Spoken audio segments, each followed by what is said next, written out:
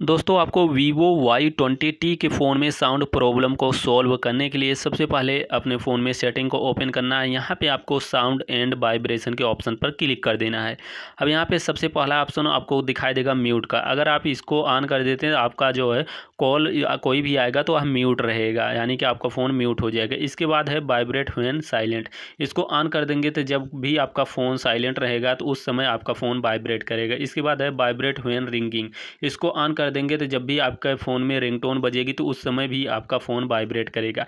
इसके बाद मीडिया का जो है ऑप्शन है, मीडिया का वॉल्यूम आप इसको कम ज़्यादा कर सकते हैं। इसके बाद रिंगटोन का ऑप्शन है, जब भी आपके फ़ोन में इनकमिंग कॉल आएगी उसका रिंगटोन आप लोग यहाँ से सेट कर सकते हैं।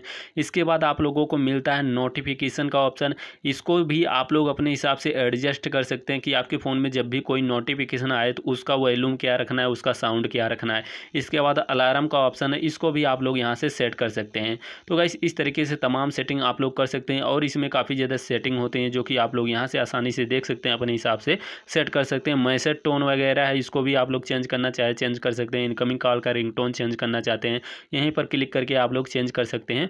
तो गाइस उम्मीद करता हूँ वीडियो आपके लिए काफ़ी ज़्यादा यूजफुल रही होगी। अगर आपको वीडियो यूजफुल लगे तो प्लीज़ वीडियो को लाइक करिए एंड चैनल को भी सब्सक्राइब जरूर करिए।